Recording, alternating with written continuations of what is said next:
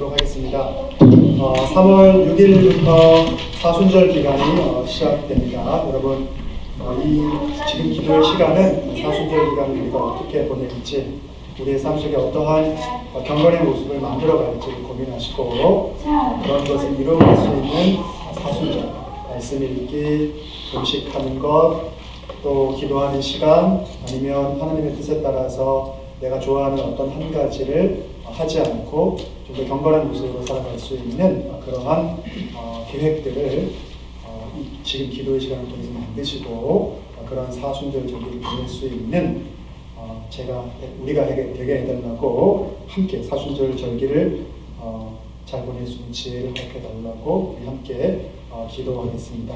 우리 1분 정도 동성으로 기도합니다.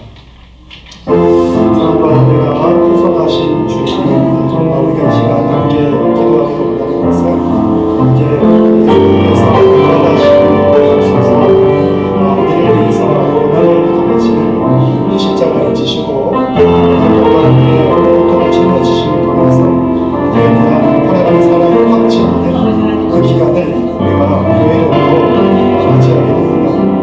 우리가 그 기간을 잘 준비할 수 있는 지혜를 성령님께서 해주시기 바랍니다. 우리의 일상은 너무나 바쁘더라고서 바쁜 일상 속에서 우리가 살아가면 무엇을 절제하고 무엇을 하나님 앞에서 경건의 모습을 드러내야 할지 잊어버리고 망각하고 살아갈 때가 있습니다. 우리에게 경건의 모습을 주시고 또 그 경건의 모습이 내용이 없는 경건의 모습이 되지 않도록 주님께서 함께하여 주시옵소서. 우리의 말씀 생활에 큰 은혜가 있게 하시고 우리의 기도 생활에 하나님을 향한 우리의 겸손으로 우리의 인생을 끌어갈 수 있는 그런 은혜가 되게 해주시옵소서.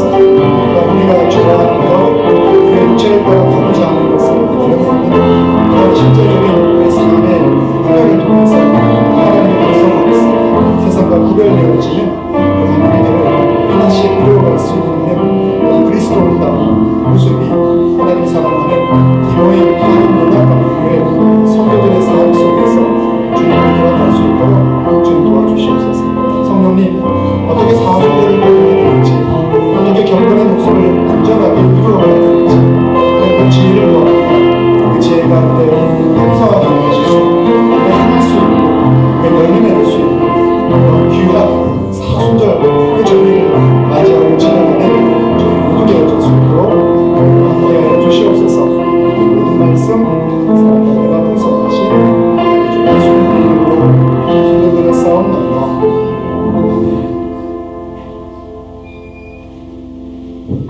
자, 지난주 눈이 많이 내렸습니다. 그리고 2주 전에도 눈이 많이 내려서 우리가 2주 동안 얼굴을 보지 못했습니다. 여러분 서로 많이 보고 싶으셨습니까? 네. 네. 윤 집사님이 제일 많이 보고 싶으셨나 봐요.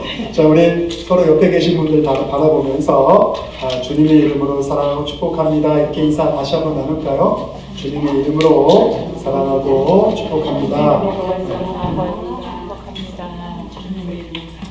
우리 김혜나 성도님도 오랜만에 와주셔서 지금 너무나 기쁘고 감사합니다. 주님의 이름으로 사랑하고 축복합니다, 여러분들.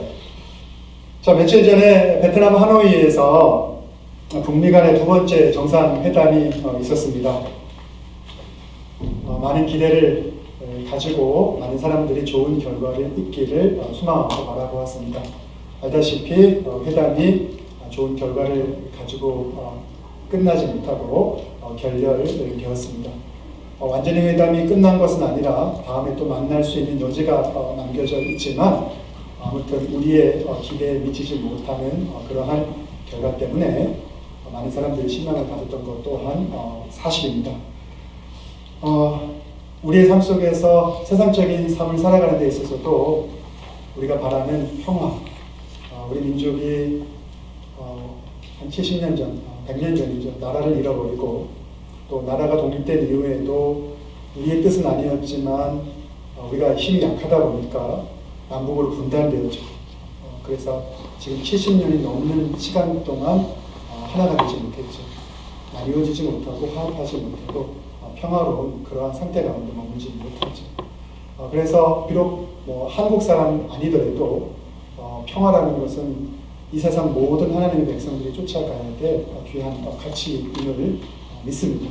그래서 한반도의 평화, 더 나아가서 세상에 하나님께서 모든 분쟁과 아픔이 있는 곳에 평화가 넘칠 수 있는 그런 하루하루가 조속히 이루어지기를 간절히 바랍니다. 그것이 우리가 세상 살면서 남길 수 있는 귀한 유산이 아닌가라는 생각을 해보게 됩니다. 자, 그것이 세상적인 어떤 가치 속에서의 유산이라면 신앙인에게 있어서도 우리에게 중요한 유산이 있죠. 바로 신앙인으로서 우리가 남길 수 있는 유산인데요. 자, 그것이 무엇일까? 하나님께서 우리를 오늘 말씀의 제목처럼 언약 공동체로 우리를 불러주셨어요. 언약 공동체는 하나님의 약속의 말씀을 붙잡고 그 말씀 안에서 하나님과 함께 하나님이 기뻐하시는 그 아름다운 하나님 나라의 통치를 꿈꾸고 그 안에서 열매 맺고 살아가야 되는, 바로 하나님의 백성이 살아가야 되는 그런 삶의 방식과 정체성이라고 할 수가 있습니다. 이것을 내가 누리고 소유할 뿐만 아니라 우리 후손들에게, 우리 가정에서, 우리 교회에서, 또 우리 직장에서, 내가 속해 있는 어떠한 공동체에서도 이것을 남겨줄 수 있는, 신앙의 유산을 남겨줄 수 있는 저와 여러분 모두가 되기를 간절히 바랍니다. 여러분, 오늘 우리가 함께한 성경의 말씀은 출애굽기입니다. 엑소더스라고 우리가 영어로는 말씀하고 있는 출애굽기인데, 출애굽기는 크게 두 부분으로 나눌 수가 있습니다. 출애굽기 1장에서 18장까지는 이스라엘 백성이 이집트를 출애굽하여서 시내산까지 도착하는 그 여정을 그리고 있는 것이 출애굽기 1장부터 18장까지의 말씀입니다. 그리고 19장부터 마지막 40장, 챕터 40장까지의 말씀은 십계명과 성막에 관한 내용들이 채워져 있습니다. 자, 그러면 오늘 우리가 함께한 출애굽기 20장의 말씀은 무슨 말씀이냐? 우리가 너무나 잘 알고 있는 십계명의 말씀입니다. 여러분, 십계명이 무엇인지 잘 알고 계실 거예요. 하나님이 우리에게 주신 약속의 말씀이죠. 수많은 말씀이 있지만 그 중에 가장 에키스가 되는 말씀이 십계명이라고 할 수가 있습니다. 자, 십계명은 그러기에 하나님 백성의 기초가 되는 말씀입니다. 또 언약 공동체로 부름받은 교회의 기초가 되는 말씀이기도 합니다. 더 나아가 십계명은 작게는 하나님의 백성으로 부름받은 가정의 삶의 기준이 되는 말씀이, 기초가 되는 말씀이 또한 십계명이라고 할 수 있습니다. 여러분, 이러한 십계명을 좀 살펴보게 되면요, 뭐뭇을 하지 말아라 또는 뭐뭇을 하라로 이 십계명이 구성되어져 있는 것을 볼 수가 있습니다. 그래서 10개의 십계명의 말씀 중에서 8개의 말씀이 무엇을 하지 말아라 되어 있고, 그 중에 2개의 말씀은 무엇을 하라라고 이렇게 구성되어 있는 것을 볼 수가 있습니다. 무엇을 하라라고 명령하시는 그 십계명의 4번째, 5번째 계명은 무엇을 하지 말라고 말씀하는 첫 번째부터 3번째 계명과 또 6번째부터 10번째 계명 사이에 놓여 있는 것을 우리는 확인할 수가 있습니다. 자, 그렇다면 이 하나님께서 우리에게 주신 십계명 중에서 첫 번째와 3번째 계명을 우리가 좀 살펴보길 원하는데요. 첫 번째 계명은 이렇게 말씀하고 있습니다. 오늘 출애굽기 본문 20장 3절에 나오는 말씀처럼 너는 나 외에 다른 신을 두지 말라. 그리고 두 번째 계명은 너를 위하여 우상을 만들지 말아라. 출애굽기 20장 4절의 말씀. 그리고 마지막 3번째 계명은 너는 너 하나님 여호와의 이름을 망령되게 부르지 말아라. 오늘 본문 출애굽기 20장 7절에 나와 있는 말씀입니다. 자, 그런데 이 첫 번째, 두 번째, 세 번째 이 계명을 우리가 자세히 살펴보게 되면 공통점을 이 세 계명 안에서 우리가 발견할 수가 있는데, 자, 그것은 무엇이냐면 하나님만을 섬길 것을 우리들에게 명령하고 있습니다. 그리고 분명하게 선포하는 것이 하나 있는데, 절대로 하나님의 백성은 우상을 숭배하지 말아라라고 이렇게 말씀하고 있습니다. 그러면 십계명은 우리들에게 어떠한 우상을 금지하고 있는 것일까요? 여러분, 우리는 그리스도인입니다. 그렇죠? 우리는 우상을 따르는 사람입니까? 그렇지 않은 사람입니까? 우리는 우상을 따르는 사람이 아닙니다. 그렇죠? 하나님의 백성으로서 하나님만을 바라보는 존재로 부름받은 이들이 바로 우리들이죠. 근데 그리스도인 우리들의 삶 속에서도 자세히 우리의 삶을 하나하나 살펴보게 되면 이러한 우상적인 요소들이 발견되는 것을 우리는 부정할 수가 없죠. 이 자리에 서 있는 저의 모습 안에도 또 예배드리는 성도님들의 삶의 모습 속에서도 그러한 요소들이 발견되어질 때가 간간히 있는 것을 우리는 부정할 수 없을 것입니다. 자, 그렇다면 과연 어떠한 우상들이 우리의 삶 속에서 드러나는 것일까? 이것을 좀 생각해 보아야 합니다. 여러분, 먼저 욕심의 우상에 대해서 함께 생각해 보기를 원합니다. 우리에게는 돈의 소유, 물질의 소유, 남들보다 많이 가져야 행복하다는 생각이 있습니다. 여러분, 저는 파스네이즈에 살고 있지 않습니까? 네. 그런데 제가 이제 올 7월부터는 디모인 에어리어에 있는 새 교회를 섬기기 위해서 이사를 가야 됩니다. 근데 제가 파스네이즈에 안 살고 하우징 얼라운스를 신청을 해서 이제 집을 구해야 되는데, 아내와 저가 집을 이렇게 구하는 과정 속에서 가격을 보니까 조금 렌트값이 비싼 집은 되게 좋고, 렌트값이 한 200~300% 싼 집은 또 되게 들어가기 싫은 그런 것을 봤죠. 그러면서 우리 마음속에서 우리 마음은 보기 좋고 살기 좋고 이런 것들을 쫓아가보자 하는 마음이 크구나. 더 나가서 차라리 집을 그냥 대출받아서 사버릴까? 라는 이러한 얘기까지도 아내랑 나눴던 기억이 있습니다. 그걸 보면서 우리 마음의 이 욕심, 그것이 소박한 욕심이고 기본적인 욕심이라고 말할 수 있겠지만, 그러한 욕심은 끊이지 않는 것이 우리의 본성이 아닌가라는 생각들을 해보게 되었습니다. 그래서 욕심이라는 것, 욕심의 우상이라는 것은 남들보다 내가 많이 가져야 행복하다라고 우리가 믿고 그것을 위해서 돈 많이 벌기 위해서 살아가는 그러한 모습들이 아닌가라고 생각합니다. 더 나아가서 우리의 삶 속에는 또 권력과 경쟁에 관한 우상이 있습니다. 힘, 권력이라는 것은 힘 아니겠습니까? 권력이 있어야지 남을 제압할 수 있고, 또 사람들이 우러러보는 사람과 내가 친구가 되고 그들과 함께 살아가야지 내가 사회적으로 어떤 성공을 했고 성취를 했다라고 생각한 그러한 인생이 멋진 인생이라고 생각하는 그런 마음들이 우리의 심중간에는 때때로 있기도 하죠. 더 나아가서 거짓의 우상도 있습니다. 적당하게 거짓말하는 것도 인생 살아가는 데 있어서, 처세술하는 데 있어서 참 중요하다. 그게 현실적으로 지혜 있는 거고, 세상 살아가는 것 얼마나 거칠고 얼마나 힘든데 적당하게 선의의 거짓말 정도 하는 것은 오히려 멍청한 것이 아니라 참 지혜롭게 세상을 살아가는 것이라는 그러한 생각이 우리의 삶들을 지배할 때가 많이 있죠. 또 성적인 우상도 있습니다. 이 성적인 우상이라는 것은 순간의 쾌락을 즐기고자 하는 마음들이죠. 그러다 보면 이 순간의 쾌락을 즐기는 사람들의 많은 특징 중에 하나는 내면의 아름다운 모습을 보기보다는 겉에 드러나는 것들, 외적인 것들을 쫓아가고 외적인 아름다움을 우리 삶 가운데 가장 귀하고 가치 있는 것으로 여기는 마음들을 우리가 많이 가질 때가 있는데, 자, 그런 것들이 모두 다 우상이라고 성경은 우리들에게 말하고 있습니다. 이 모든 것들이 하나님이 기뻐하지 않은 것인 줄 우리는 알지만 이 길에서 우리는 잘 돌이키지 못할 때가 많고, 이러한 길을 조금 걸어가다 보면 나중에 결국에는 극단적인 선택을 하게 될 때가 있는 것을 볼 수가 있습니다. 다시 말해서 이 작게 여겨지던 우상이 욕심의 우상, 권력의 우상, 거짓의 우상, 성적인 우상이 커져버리게 되면 이것이 우리의 삶 속에서 우리가 스스로 제어할 수 없는 그런 상황으로 우리를 밀어넣게 되는 것이죠.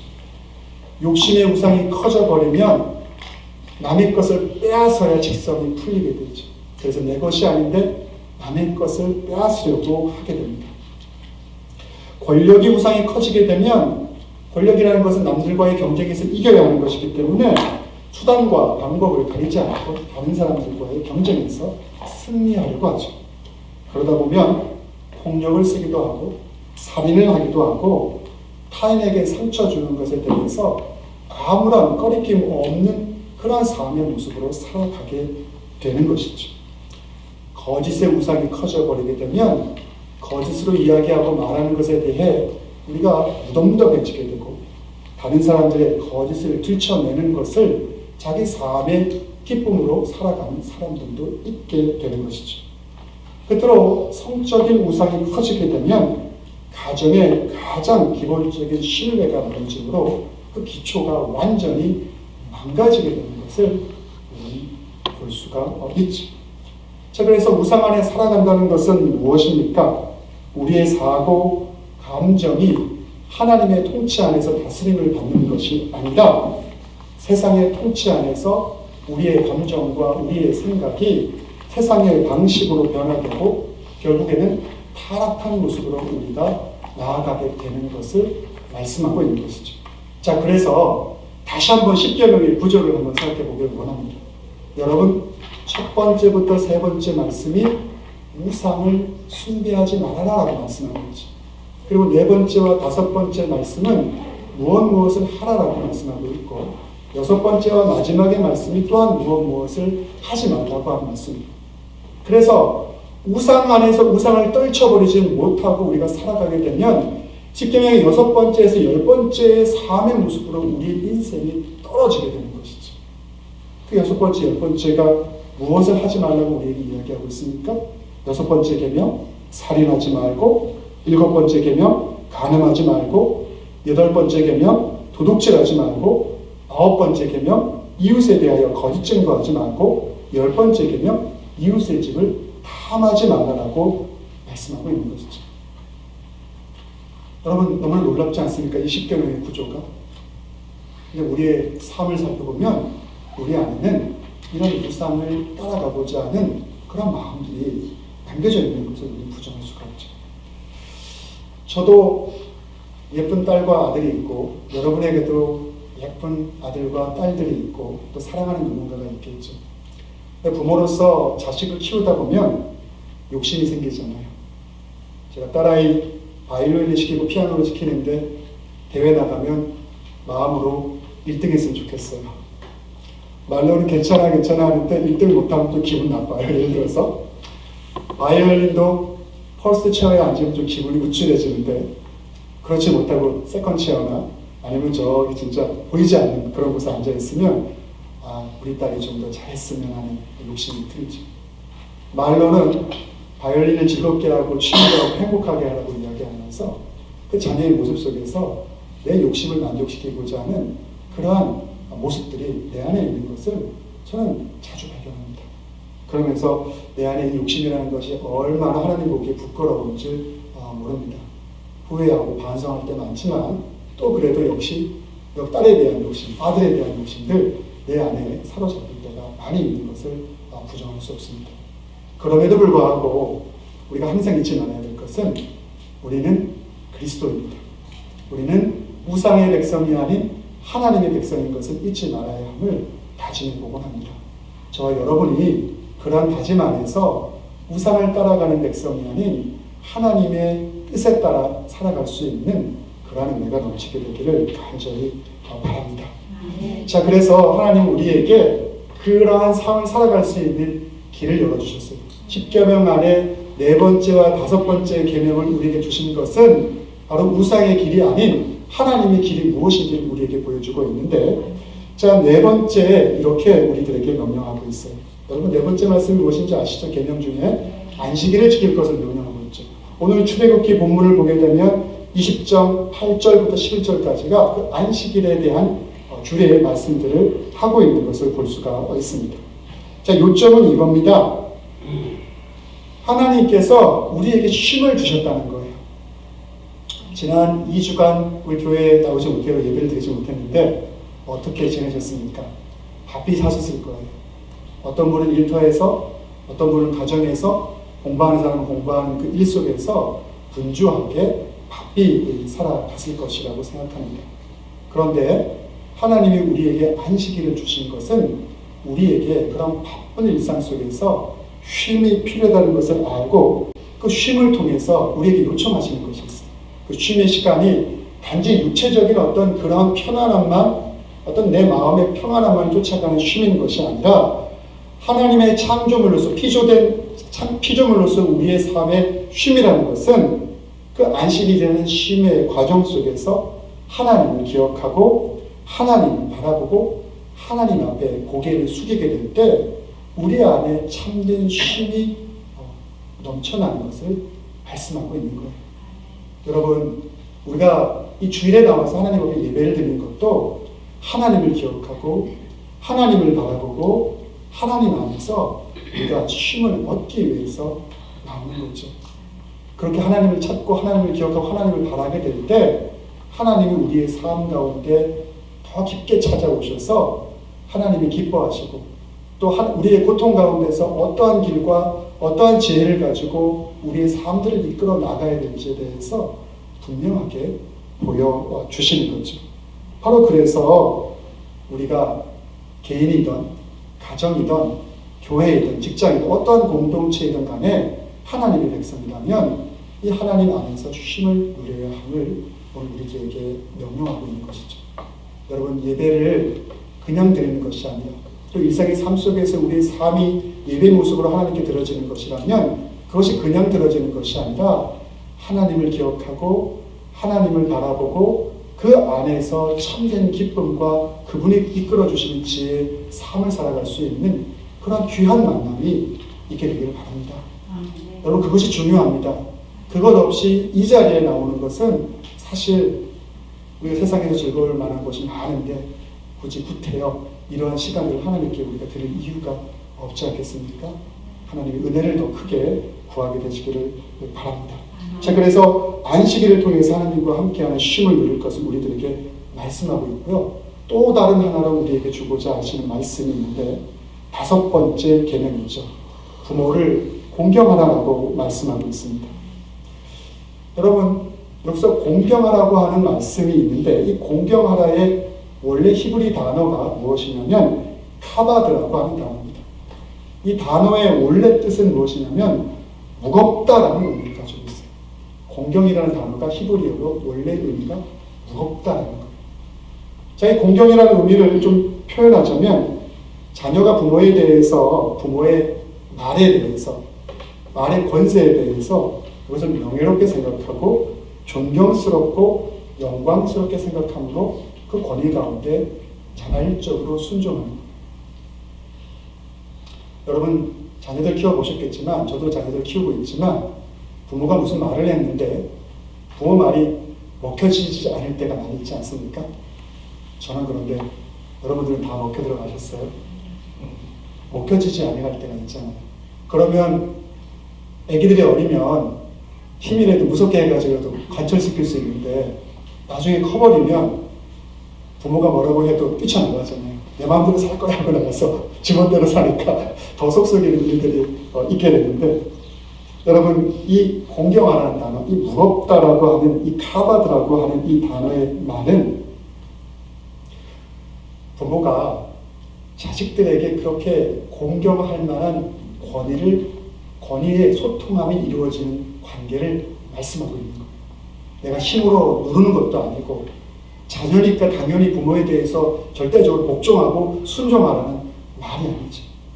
우리의 말이 자녀들에게 권세가 있으려면 우리가 존경을 받고 공경을 받고 우리 부모가 자녀들에게 명예스럽다라는 그러한 칭찬을 들을 수 있으려면 우리가 그만한 관계성이 자녀들하고 형성되어 있어야 되는 것이죠.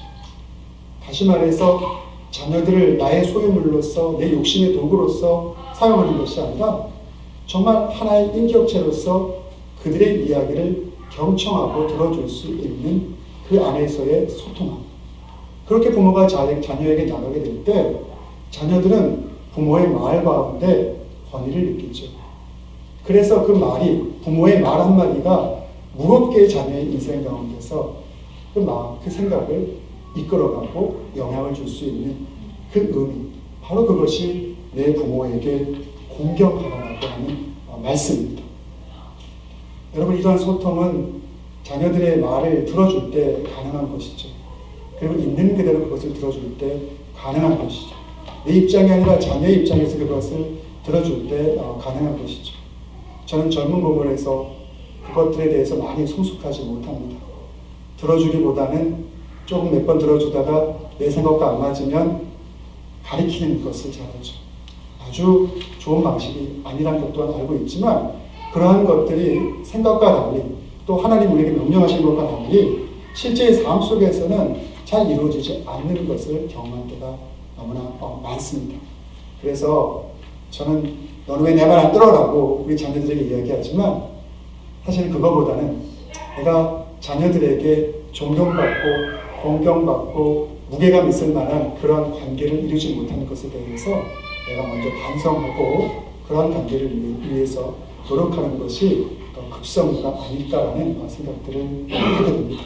자, 그래서 그렇게 안식일 가운데 쉼을 누리고 하나님과 쉼을 누리고 공경하는 그 관계 안에서 우리의 삶이 아름다운 귀한 열매들을 맺을 수 있음을 말씀하고 있죠. 자, 그런데 이러한 것들이 생각보다 방금 전에도 제가 말씀드렸지만 쉽지 않다라고 말씀을 드렸습니다. 근데 이것이 가능할 수 있는 방법을 성경은 또한 우리들에게 말씀해주고 있는데요. 여러분, 우리가 너무나 잘 알고 있는 믿음의 조상이라고 할 수 있는 창세기의 가장 큰 주인공 아브라함. 제가 아브라함을 참 좋아하는데 아브라함에 대해서 다시 한번 생각해 보기를 원합니다. 창세기 12장 1절과 2절에 보게 되면 여호와께서 아브라함에게 이르시되 너는 너의 고향 본토 친척과 아비의 집을 떠나 내가 내게 보여줄 땅으로 가라. 내가 너로 큰 민족을 이루고 내게 복을 주어 내 이름을 창대하게 하리니 너는 복이 될지라라고 약속하고 있죠. 땅에 대한 약속, 자녀에 대한 약속을 주셨어요. 여러분, 근데 중요한 것은 약속하셨다는 거예요. 아브라함의 그것을 직접적으로 현실적으로 보여주신 것이 아니에요. 약속한 거예요. 여러분, 약속 많이 해보셨죠? 남편과 아내 사이의 약속도 하고, 남녀 사이의 약속도 하고, 부모와 자식 사이의 약속을 하고, 교회의 교우 간에도 약속을 하죠. 근데 그 약속이 얼마나 신뢰가 갈 만한 약속인지 한번 생각해 보셨습니까? 내가 지금까지 했던 수많은 약속들이 얼마나 현실적으로 이루어질 수 있을 만한 것들이 내 약속 속에 있었는가. 또 누군가가 어떠한 약속을 내게 한다면 우리는 그것을 진짜 현실 안에서 이루어질 거라는 믿음으로 그것을 받아들일 만한 우리 마음의 자세는 얼마나 있는가. 여러분, 쉽지 않죠. 우리가 하는 많은 약속들이 이루어지지 않은 것이고 현실이 되지 않은 것이기 때문에 우리의 경험과 우리의 어떤 계산에 의한다면 그것에 대해서 우리 모든 것을 맡길 만한 사람들, 우리가 영악하고 지혜 있는 사람이라고 여긴다면 아마 그것을 신뢰하기가 쉽지 않을 거예요. 거기에 어려움이 있죠. 근데 아브라함은 달랐어요. 아브라함은 창조주 하나님의 말씀의 약속을 이루어지지도 않은 그 약속을 믿은 거예요. 이걸 우리가 어떻게 표현할 수 있다면 하나님의 신앙의 언어의 약속을, 하나님의 그 약속을 믿은 것이죠. 창조주 하나님의 말씀을 믿은 것. 신앙의 언어, 약속의 말씀을 믿은 거죠. 그것이 바로 아브라함이 가지고 있었던 가장 큰, 그가 믿음의 아비라고 일컬어질 수 있는 그러한 중요한 포인트가 되었던 것을 잊지 말아야 되죠. 그래서 하나님의 언약 공동체로 부름받은 우리는 이러한 신앙의 언어를 나뿐만 아니라 우리 공동체가 속해 있는 모든 사람들에게 나눠줄 수 있어야 됩니다. 우리의 자녀들에게, 우리 신앙의 후배들에게, 내가 속해 있는 공동체의 사람들에게 단순히 하나님의 말씀을 많이 암기하고 그것을 공부하는 데서 그치는 것이 아니라 이것이 정말 하나님, 창조주 하나님의 약속인 것을 내가 신뢰함으로 이것을 믿는 그 신앙의 유산을 남겨줄 수 있어야 한다는 것이죠. 그것이 바로 우리가 하나님 안에서의 안식과 사람과의 사람의 관계 안에서 공경받을 만한 가장 기초가 되는 가정 안에서 그런 인생으로 우리를 이끌어갈 수 있는 길인 것이 성경은 말씀하고 있는 것입니다. 여러분, 말씀을 마치기 전에 안도현이라는 분이 작가가 쓴 연어라는 책의 내용을 좀 소개하고자 합니다. 여러분, 안도현 씨가 쓴 연어라는 책은요, 연어가 산란, 알을 낳기 위해서 강을 따라 올라가서 회개하는 과정 속에서 인간이 배울 수 있는 지혜가 무엇인지를 가르쳐주고 있는 책입니다. 그래서 거기에는 많은 연어들이 나오는데 그 중에 은빛 색깔을 가지고 있는 은빛 연어가 나와요. 그리고 알을 낳기 위해서 강을 따라 올라가는 게 큰 폭포가 놓여 있어요. 근데 그때 연어가 이러한 이야기를, 은빛 연어가 이러한 이야기를 합니다. 들어보시기 바랍니다. 우리가 강을 거슬러 오르는 이유가 오직 알을 낳기 위해서일까? 알을 낳기 위해 사랑을 하는 것, 그게 우리 삶의 전부라고 너는 생각하니? 아닐 거야. 연어에게는 연어만의 독특한 삶이 있을 거야. 우리가 아직 그것을 찾지 못했을 뿐. 연어의 정체성을 이야기하고 있죠. 세상에 우리와 같은 많은 사람들이 살아가지만, 우리는 세상을 살아가지만 또한 그리스도인으로서 하나님의 언약의 공동체의 백성으로서 살아가는데, 우리가 살아가야 되는 삶의 길과 정체성이 있음을 우리는 잊지 말아야 할 것이죠.